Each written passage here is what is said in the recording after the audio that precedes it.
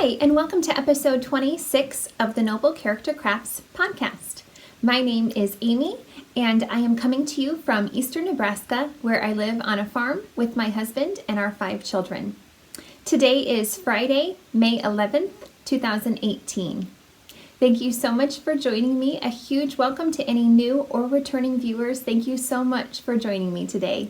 This is a podcast all about my life as a knitter, a crocheter, and a hand dyer of yarn. You can find me online on Instagram and Etsy at Noble Character Crafts. You can find me on Ravelry at Noble Character, and I also have a group for this podcast on Ravelry under Noble Character Crafts Podcast. In that group, you'll be able to find show notes for this episode as well as previous episodes. And all of the links to those places that you can find me are found down below in the down bar. You can also reach me through my email, which is noblecharactercrafts@yahoo.com. So today I have a finished object, which I'm wearing. I was able to finish the Transitions shawl, which is by Handmade by Cam, and I am so incredibly pleased with it. I absolutely love the shape of this because it has so many options of ways to wear it. So it's a 3/4 shape shawl, and I've never had one of these before, and they're amazing. I just love them so much. In pictures I had seen, I thought that I would really like this shape of a shawl, and now that I have it, I'm just really loving it. So it's so easily worn, just like this, over the shoulders, and as you saw, you can wrap it around easily. I even like if you just twist it a little bit. It's so huge, so I'll show you in a minute. Well, I actually can't fit it in the frame, I don't think, but anyway, you can wear it like this, so it looks more like a bandana, but it's actually not the middle of the shawl. It's just one of the edges, and then, you can wear it like that way, or you can bring this side around here. It's just so huge that there are so many ways to wear it. It's incredible. So then if you switch it even more, or twist it even more, you can go to the back. You can switch it back to the center. So this is the back center piece. And then you can grab the 2 tails and wrap them around. And it's even big enough to wear, I think it's called a hap style, which is where you can do it like this. Is that right? No, you can do it like I'll show you in a minute. Well, anyway, you can wear it this way, of course, and it's super huge and wonderful. Oh my goodness, I just love it so much. And then you can also put it back like the grandma style, or typical shawl style, like this. Is that right? Yeah.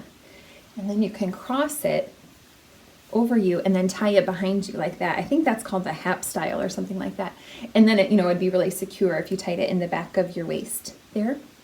Anyway, I just love it so much. So here, I'll take it off to show you, although, like I said, I don't think it'll fit in the frame.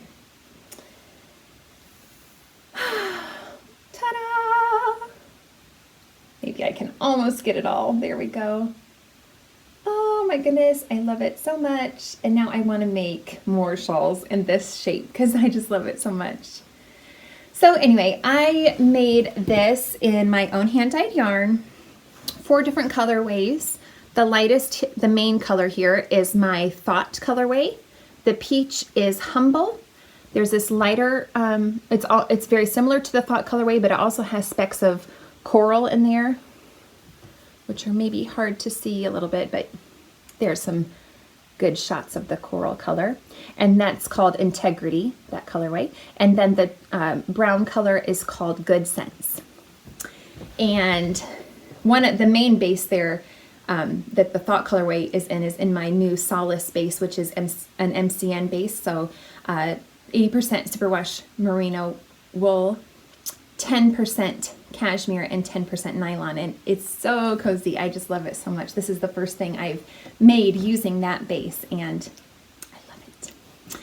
So I made this on size 3 needles, which are 3.25 millimeter maybe. I'll correct myself if I'm wrong.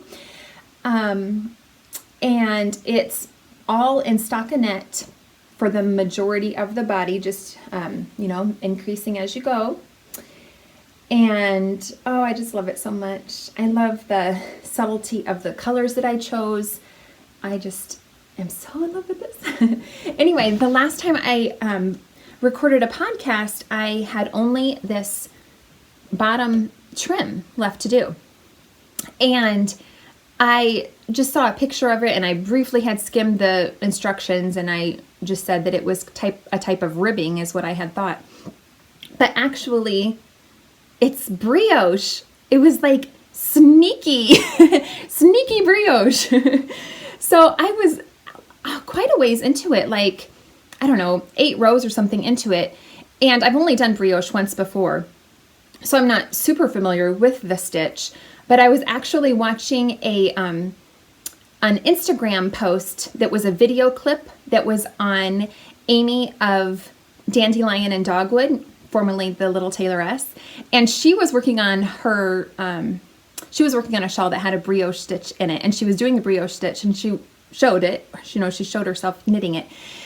And I was like, wait, that's what I'm doing. Yeah, I've done this before. This is brioche, but it's not identified in the pattern. It's not, you know, Hand Knit by Cam doesn't identify this as a brioche stitch in the pattern at all. So it just snuck up on me. Anyway, it's easy. Like I have said before, brioche really isn't hard. And this is only one color brioche, obviously. But so anyway, that is brioche along the edge. So anyway, that was super exciting to be able to do. I decided on the edge to do an I-cord edge because I just like the finish of that. But actually, when I blocked it, the instructions say to block it aggressively. And so I did that, but I don't think that I blocked the I-cord edge in the right way because it's gone a little wonky. It doesn't look nearly as pretty. It kind of looks prettier on the wrong side than it does on the right side, but I really stretched out that I-cord.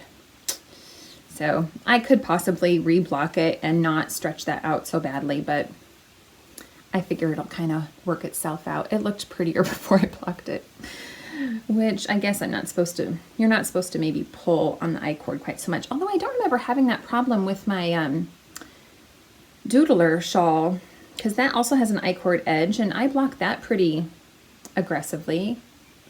I block all my shawls pretty aggressively, I think, but gee, it really pulled out right there. Doesn't look so nice, does it? Oh well. And it was very time consuming because at the end here, I think you have 611 stitches. So that's a lot. It took quite a while, a few days to finish that I-cord edging, but it's okay. I'm still very, very happy with this. It's so nice. I think the pattern just calls for a regular, or maybe a extra stretchy bind off is, I think, what she called for. Like a, I don't remember, but like one of those super stretchy bind offs that are available. You know, there's tutorials online for those. Anyway, I'm so happy with it. Is there anything else for this one? I don't think so, but I love it. So this project actually got me thinking, since I had this sneaky brioche here, and I really enjoy doing brioche.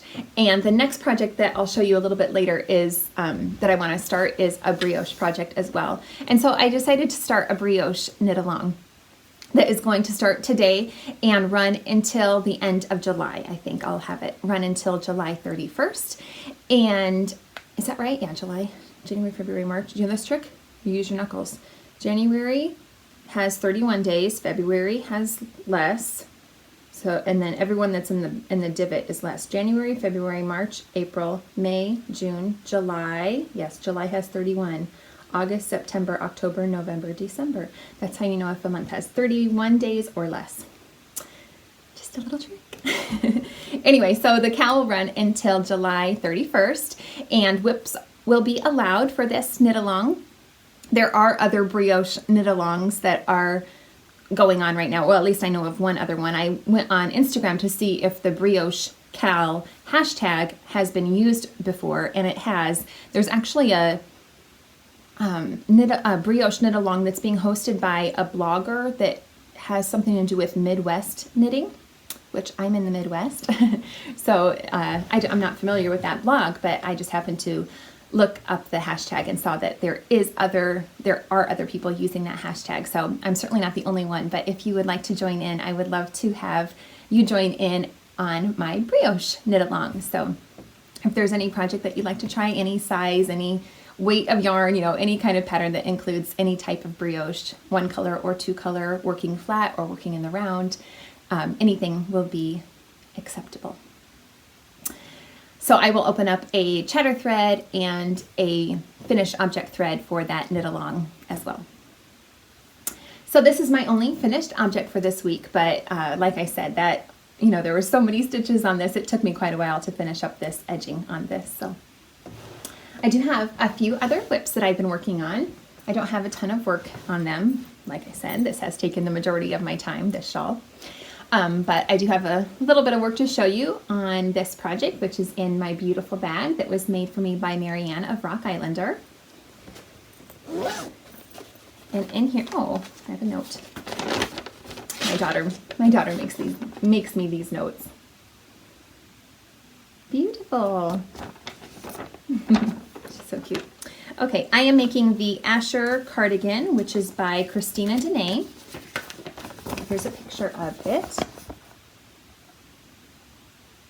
And I am doing this along with Selma of Little Big Knits podcast. She is hosting a summer fibers knit along, as well as Joanna of Stitching the High Notes. She is running another summer garment make along as she did last year, and then also the girls in the Yarn Cafe are also hosting a summer garments knit along. I'm not sure of their hashtag, but I'll try to put that down below as well. So there's several summer garment knit alongs that you can join in on. So last time I showed you this project, I was right there where that stitch marker is, or that progress keeper is showing, and I've done a little bit of work on this. It is in DK weight. I am using Knit Picks Cotlin, which is 70% cotton and 30% linen in the ash colorway. Well, you're not gonna be able to see that, but anyway. And I'm really liking working with this yarn. I like it quite a bit.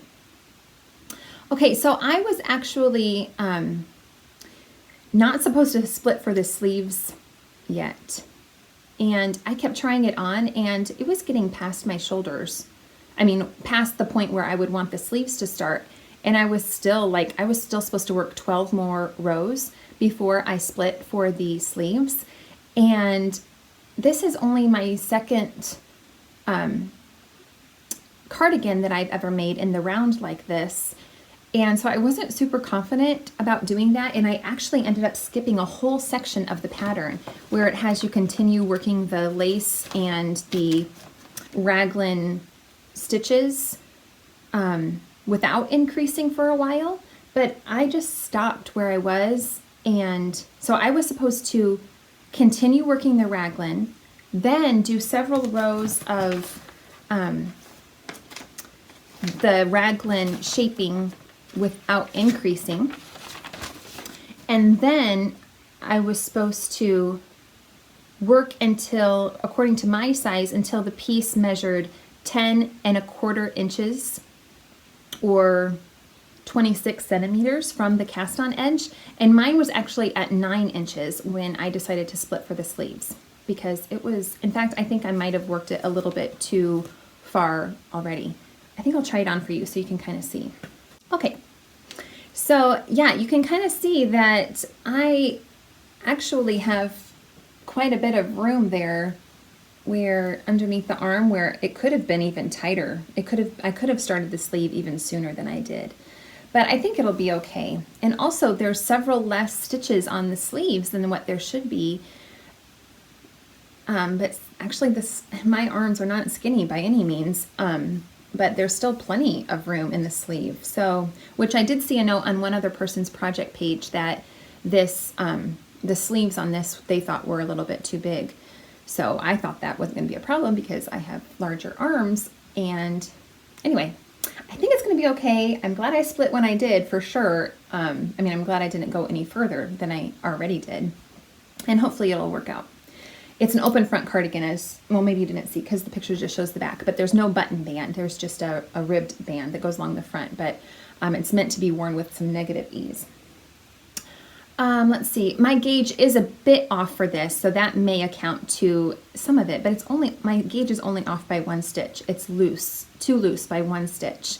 So it was, you know, I don't think it was gonna make that big of a difference, but anyway, maybe that is part of my problem. But anyway, I think it's gonna work out fine now, and there's no, I know now it's just working straight down. There's no more shaping left, so I'll just continue to work down until I think it says it's 11 inches from the, yeah, until the body measures 11 inches from the underarm. So I'll just continue working in the pattern and until it gets to the right length. And then the sleeves, I may have to adjust, I will have to adjust my stitch count for the sleeves. Like I said, there's not as many stitches on here for the sleeves as what is called for in the pattern, but I think it'll work out.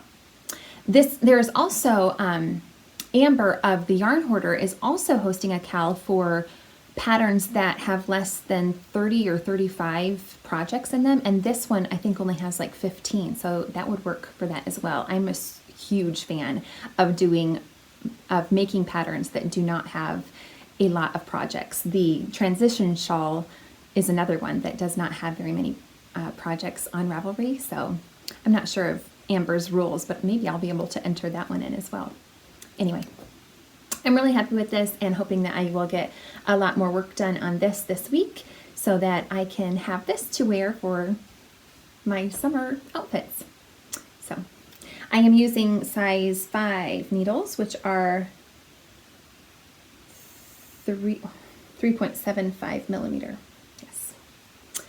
So I think that's all for this project.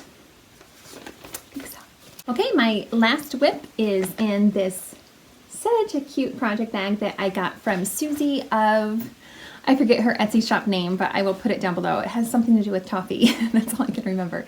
Sorry about that. I will put it down below, but we did a swap and she sent me this. I love this bag so much. She has, in her Etsy shop, she has lots of patterns for patchwork quilting that you can purchase from her shop. And in here, I am working on my Sweet Sadie socks, which is a pattern by Alyssa Greenlaw. And I'll put her Instagram down below as well, because she's also on Instagram. And these, I am using my own hand-dyed yarn for this in my Spring Rain colorway, and this is on my Pitter Patter base, which is 75% superwash merino, 25% nylon, fingering weight. And I also got a new DPN cozy from Wrap and Turn on Etsy. Here's their business card. She also sells hand-dyed yarn. And I just needed, I didn't have a DPN cozy, and I just needed one for, because my needles kept poking through my project bag. Even though I'm using circulars, they still work. Okay, last time I showed you these, I had just started them. I was only a few rows into the edge.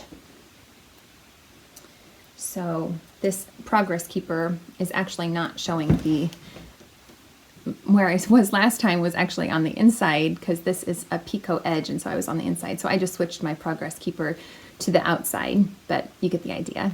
And this beautiful ice cream project keeper is from, or progress keeper is from Amanda of Little Bitty Delights. And also this little stitch marker, this little pine cone, was also from Marianne of Rock Islander when we did our swap when I got the project bag from her. Anyway, what is going on here? Okay, so I absolutely love this little picot edge. I did this one other time on a baby dress that I made, and it is so, it's like magical when you stitch that edging down, and it just makes this beautiful edging. I love it so much. It's so cute. So this will be my first pair of shorty socks, and you know, they're so fun. I just love them. I really think that I will get some use out of them in the summertime, because I won't need the length that I usually like for my socks in the summer. It has an Eye of Partridge heel, which I love. I think it's my favorite looking. It's my favorite heel for as pretty as it is. So as soon as you finish the edge, you go right into the heel for these, which is so fun, you know, to get right into the heel and get going on, you know, it just goes so much faster. I haven't had a ton of time to work on these, but this beautiful lace pattern on the front, I just love so much. It's so pretty. I love it. So yeah, I am just really loving these. I am doing the medium size, which I've had a lot of different trial and errors with my socks and what size I like. And there was one pair of socks that I made that are a little bit too tight on me, but you know, I as many people say, I really like the negative ease in socks. And I thought that 64 stitches was too tight for my foot, but these are 64 stitches and it is snug, but it's not too hard to get on, and I really like the fit. I'm also wondering if maybe my gauge has loosened a little bit as I've gotten more experience, because I have only been knitting for a little over a year, not quite a year and a half yet. So anyway, the medium size does have you cast on 64 stitches, so that's what I'm doing, and I'm really happy with the fit. So, and these are on size 1 needles, 2.25. These are on ChowGoo. All of my needles are ChowGoo red lace. This is on my mini twist interchangeable set, which has a wonderfully flexible cord, which I love for socks to help me prevent getting ladders on the sides. So they are working wonderfully and I'm loving them. So yeah, I mean, I'm halfway there already, so that's encouraging. I'm loving them. So fun. Okay, so that's all I've worked on this week, which is just fine. I do have a few more squares to show you all for the 2018 collaboration Afghan. So if you have not heard of this project before, I am organizing an Afghan that I will be piecing together, that I'm collaborating with 48 indie dyers. And I have asked them to send me a 7-inch square that they either knit or crochet. And I will then be piecing all of these squares together into an Afghan, and then once the Afghan is completed, I will be mailing that off to Lisa of Indie Untangled, and she will have it on display at the Indie Untangled Trunk Show in October. And then there will also be an opportunity for those that attend the trunk show to win the Afghan, so super exciting. So I have received a few more of the squares. The first one here is from Kemper of Junk Yarn. This is on her Rachel colorway and on her Boss Sock 2-ply base, which is 80% superwash merino, 20% nylon. So pretty. Those colors are great. And she was so generous and sent me this good-sized mini. Thank you so much, Kemper. This is great. Here's her business card.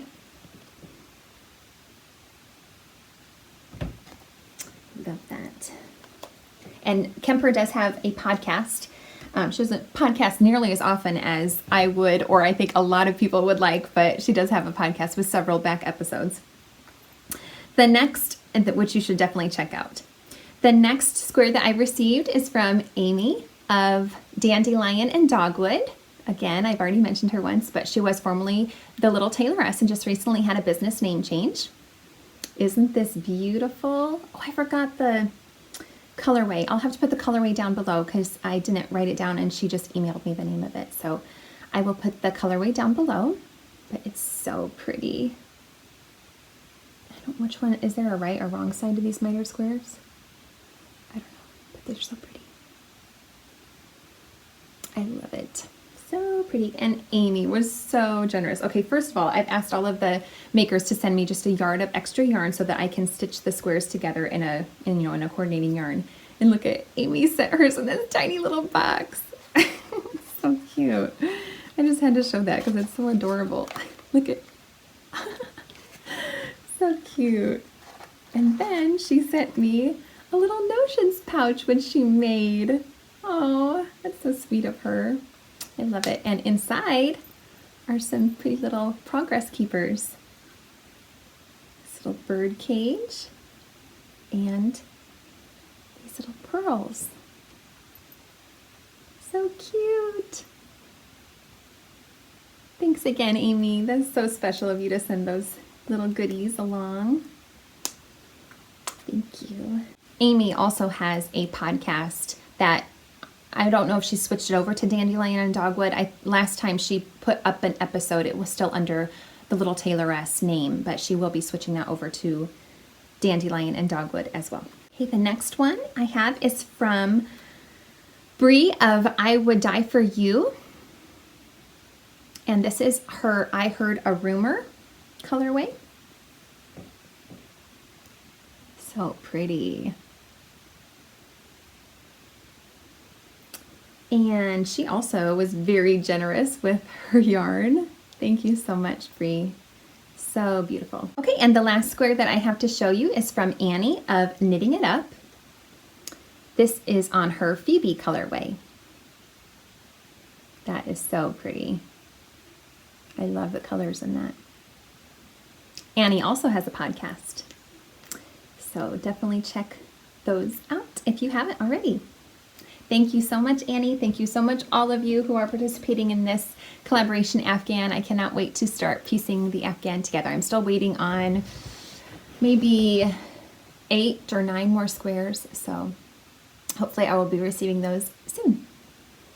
All right, the last thing I have to show you is another shawl kit. So every week I try to show, every time I podcast, I try to show a shawl set that would, from my Etsy shop, that would work, you know, to make a shawl. And this, I don't always show a listing from my shop that is listed as a shawl set, but this week I am going to show you another one of my faded sets that I recently posted.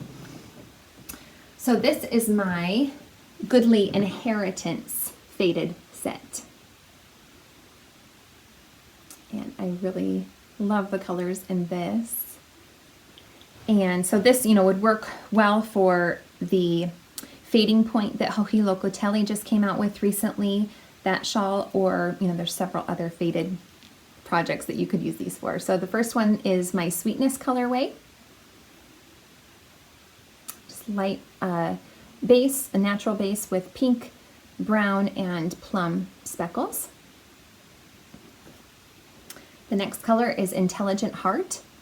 So it has this rosy pink base, and then it's speckled with so many different colors. You can see some browns and blacks and plum. There's some brighter reds in there. Can I find a pop of red?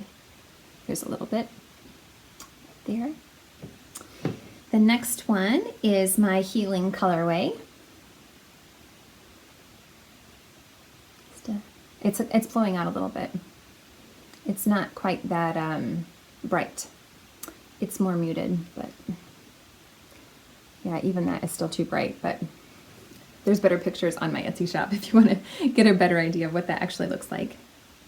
This is my Pleasure colorway. So this is just painted, hand painted with lots of reds and pinks and even some burgundy colored. There's even a bit of like orangish colored red in here, more of an orangey red. And it ends with my Scarlet colorway, which I love so much. The next thing in my queue, after what I'm going to show you next, for what I want to make next is, oh, I guess this isn't the last thing I want to show you, but anyway, I want to make another cardigan using this color soon. Okay, so I did want to show you the colors that I'm going to be using for my next project, which again is a brioche project. I'm going to be making the Brioche Ponchology, which is a poncho pattern, and it is by Suzanne Sommer. And I'm going to be using a ton of different colors. The pattern only calls for 4 colors, but I'm going to be using, I don't even know how many, 10 I think. Sorry, I have these in a bag. It's going to be kind of crinkly. So the pattern is a little bit confusing in that it calls for worsted weight, but when she lists the yarn that she uses DK weight. I'm going to be using all worsted weight, so hopefully that'll work out.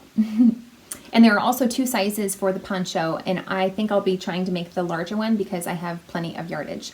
So these are several scraps from previous projects that I have made using worsted weight, and then also quite a few one-of-a-kind yarns that I had on hand, and I wanted to use up. So, and this right here is actually a mistake. So just a few odds and ends that I had on hand that I wanted to use up, and they all worked well together. So my first color is actually, like I said, a mistake. This was supposed to be my Deep Waters colorway.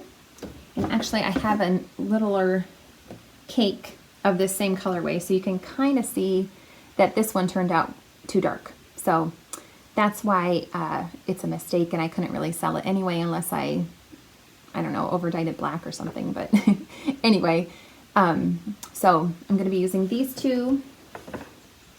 And this one is my Favor colorway. There's nothing wrong with this one. It just goes well with what I have. So these are all on either my Lenora base, which is 100% superwash merino, or this one is on my Caring base, which is 100% non-superwash merino wool. Okay, my next color is Ponders. This is also nothing wrong with this, just goes with the colors I've picked. This is a one-of-a-kind. I don't have a name for it, but it's a nice blue with several different tones of blue in there. And my last, oh no, I've still got 2. Here's I'll be using my Wisdom colorway. Just a nice purple. And then this is another one-of-a-kind. Just a nice fuchsia base, and then it's got orange and black painted on top of it, as well as some deeper colors of that fuchsia. Okay, and then all the rest are leftovers from projects. So my Elena half hap that I made, I think last summer, that was a shawl I made last summer, used these colors. So I have all of these left over. This one that my pinky's on here is an Allison Barnes collection yarn in the Prairie Mosaic colorway. And then these 4 are my own hand-dyed yarn. This is my Joy colorway. This is Pleasant. This is a one-of-a-kind that I'd like to try to recreate, but I haven't yet, but just a solid indigo. And this is my Cool Spirit colorway. And then from my brioche hat project that I had made a while ago, I had used the navy blue Deep Waters along with this Sings colorway.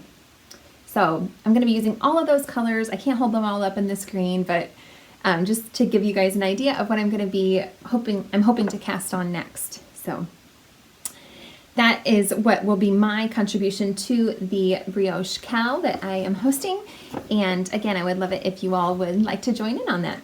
So we have had a really good week. We are in the middle of, my husband's in the middle of planting, and I can't wait for that to be completed because I don't love planting or harvesting season because it just means that I'm at home with the kids and really don't get a chance to get out very much at all because my husband's just busy all the time with farming. So it's there's 2 seasons that I'm just a little, it tries my patience a little bit to, just be with the kids constantly and putting them to bed on my own and everything like that. It gets a little bit wearing, but we're halfway through. He's got all his corn planted and we still have beans to plant, so we're getting there.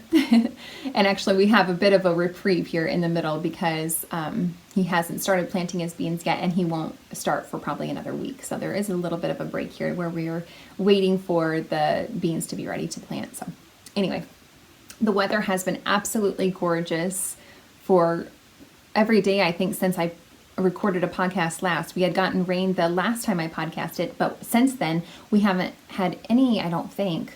Nothing major. The kids have been able to play outside every day. And then just last night we did get a thunderstorm that came through, and so it's a bit wet outside right now, but anyway, we need the rain, so that's great. But we have had just a wonderful week. We took a field trip. I homeschool our children, so we took a field trip to a nearby lake that actually has a pelican migration going through there right now. We just caught the tail end of it. So there were about 100 pelicans at this lake about a week ago. And right now there were only about a quarter of that were left. But still, it was so neat to see them. And there were several families of Canadian geese with their babies. We saw as many as 7 goslings with their little family, and so that was so neat to see. And we also saw a couple of just quarter-sized painted turtles that there was a game warden there that was working on the, cleaning up the place, and he said that they must have just hatched a day or two ago. And so we were having a picnic there at the park, and he was nearby working, and he brought over this little painted turtle that was just the size of a quarter. It was so cute. And he showed our kids how he put the turtle back into the water so that it could survive. And then as we were leaving, my 5-year-old son, who loves reptiles, he loves snakes and spiders and bugs and all the typical boy things that, creepy things that boys like. He's totally into that. So he was so excited when he found another one of those turtles, and it was way up by the road, and it was covered in dust and probably wouldn't have survived to be able to get way down to the lake before it, could find food or whatever. So anyway, my son was so excited. He ran to the game warden and showed him, and they put that one into the lake as well. So that was super fun. We had a great time that day. We were there because my dog was getting groomed at a nearby groomer's, and so we just dropped her off, and then we had a couple of hours to spend at the lake, so it was fun. Other than that, our kids have been playing outside just nonstop, and they're already getting tan. So that's, I love that they get to play outside as much as they do. It's so nice to be able to have this farm for them to run around in. It's a true blessing, I know. So I absolutely love that. So other than that, we have just been doing great, continuing with schoolwork. I continue with schoolwork even through the summer. So we just continue to do our schoolwork every day, and we have been having a great time. So I hope you all have had a great week, and I hope you have a good week ahead. And I thank you so much for joining me today. If you enjoyed this podcast, please give me a thumbs up. I would really appreciate that. And subscribe to this channel if you would like. I would appreciate that as well. Thanks again so much for joining me. Bye-bye.